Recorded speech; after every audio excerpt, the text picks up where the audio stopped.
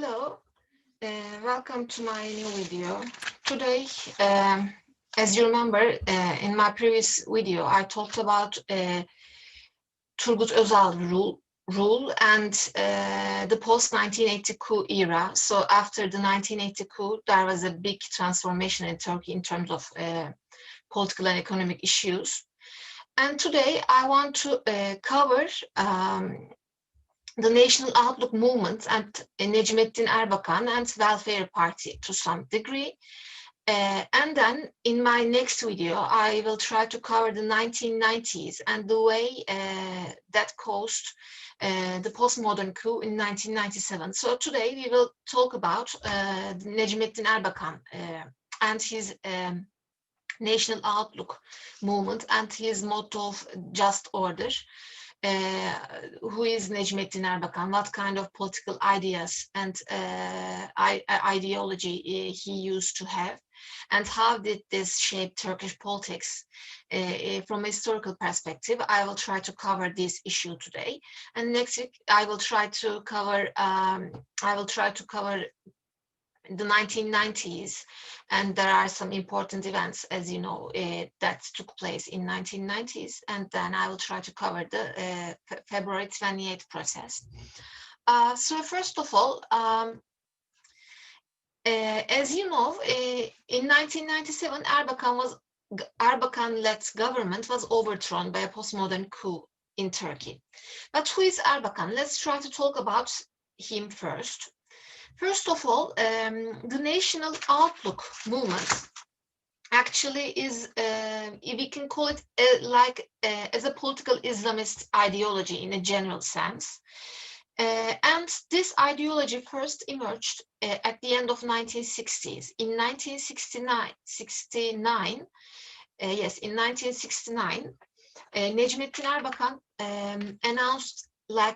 announced a political program. It was like a manifesto.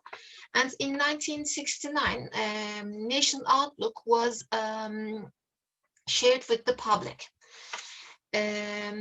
And we know that in 1970s, there were some political parties who had this identity, the National Outlook discourse.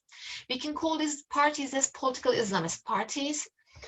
For example, in the 1970s, there was a political party called National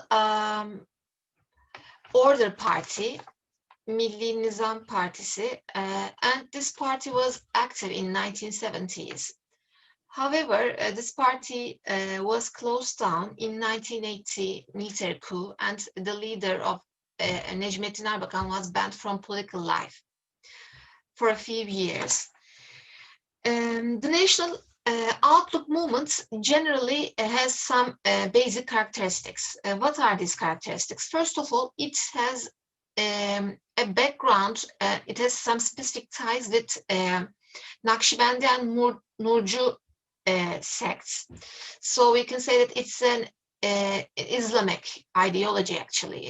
It mixes the political ideology with some sort of Islamic discourse. Also, a National Outlook movement, the discourse of National Outlook movement underlines the importance of Islamic civilization, and National Outlook movement is characterized as being against the Western civilization. So according to this ideology, there's a sharp distinction between the Islamic civilization and the Western civilization, and Erbakan used to say that Turkey should have a national and Islamic discourse in terms of development, in terms of economic development, and this was also evident in his motto that was shaped by his also economic perspective. This was known as just order, adil düzen. The National Outlook movement is known as an anti-Western movement. Also, it used to adopt religious nationalism. And in 1970s, there were some parties affiliated with National Outlook movements. As I said, National Order Party, National Salvation Party, Millî Nizam Partisi, and Millî Selamet Partisi were such parties under the leadership of Erbakan. But however, we know that in 1980 coup, all the political parties were closed down by the military elites, and also Erbakan's party was closed down. And Erbakan was banned from political sphere for a few years, as I said earlier. And as an ideology that first came in 1969, written by like a manifesto by Erbakan, then National Outlook movement again emerged after the 1980 military coup. We know that National Salvation Party was closed down after the coup in 1980, and Welfare Party was founded by another political leader, because Erbakan was banned from politics in those years. And Welfare Party was established in 1983. And we know that in the early 1990s, first of all in the local elections, then in the general elections of 1995, I think, Welfare Party got a considerable degree of the votes.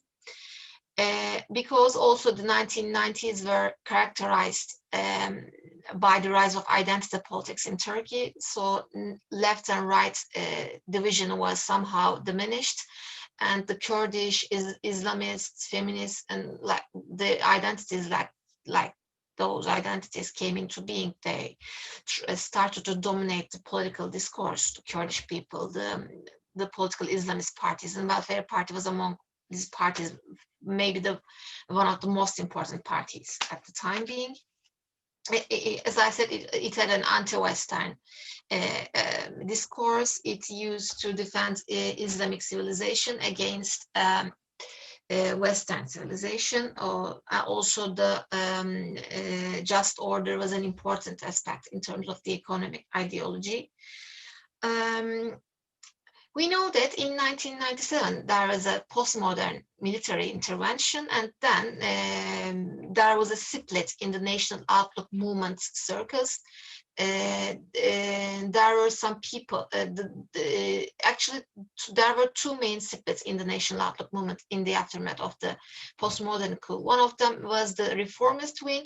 We know that the reformist wing's leader was Recep Tayyip Erdogan, and he founded in 2001, he founded the Justice and Development Party, and the other traditionalist, gelenekçi wing,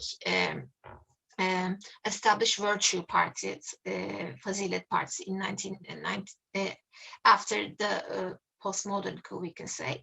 Today, as a summary, I talked about Necmettin Erbakan and his political approach, the National Outlook movement, Millî Görüş hareketi. In 1970s, Erbakan used to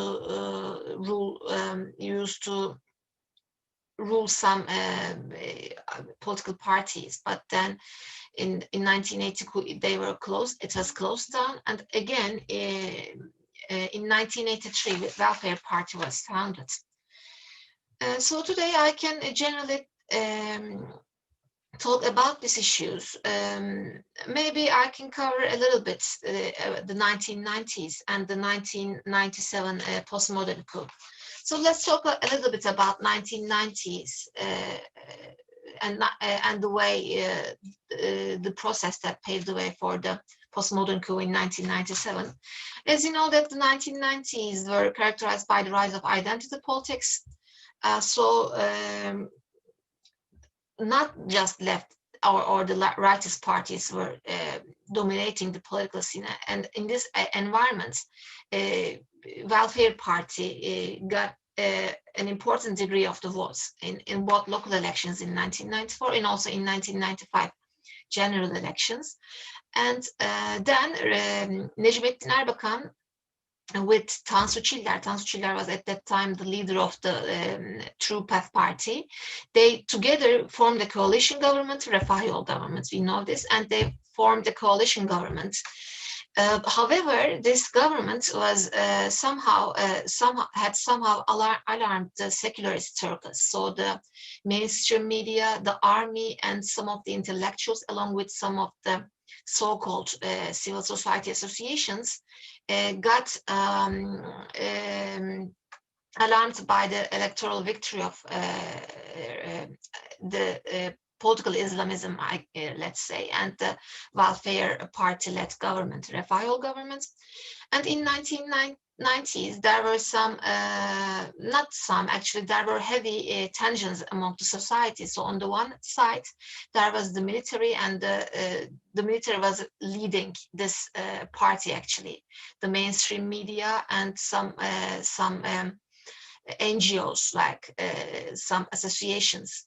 They thought that Erbakan government was somehow eroding the secular nature of the regime, and in those days, the army gave some briefings to the judiciary system elites, and there were some protest movements led by the so-called NGOs. I mean, why I call them so-called, because they normally civil society organizations should not act side by side with the military or the other state units. But those years there were a heavy pressure on the civilian politics, and also some civil society associations were among these groups who pressured the governments.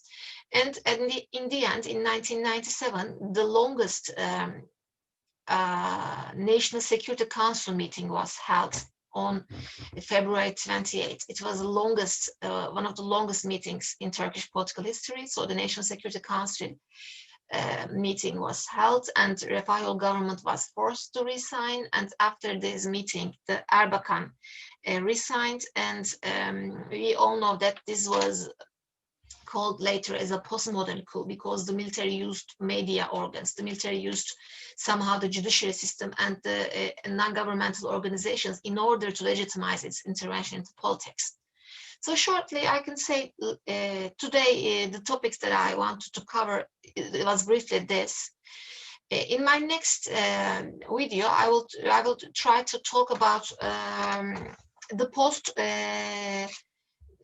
February 28 process. So in 1997, there was a postmodern coup. Yes, I just talked about it right now.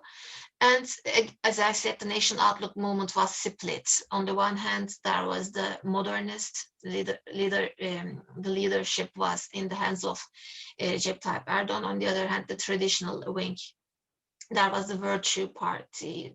Some people formed Virtue Party at that time. And in the early 2000, in the early 2000s, there was a real transformation in the political history of Turkey. Of course, there were heavy militarization in the state bureaucracy in those years because of the postmodern coup. Also, in terms of the book recommendations, let me make a quick recommendation. Actually, I should have made this before I think, but yes, here there is a book called Muktedirlerin Siyaseti, Merkez Sağ Ordu İslamcılık, Center Left, Center Right, Army and Islamism. Actually, Ümit Cizre is the author of this book. And this book has real talks about the welfare party government, the 1990s. So the military and civil relations in the aftermath of 1980 coup. So this book is an important book. In my next video, as I said, I will try to cover what happened after the postmodern coup. Thanks for listening to me, and I'll also put some articles, or some resources about these issues. Thank you very much for listening to me. Bye-bye.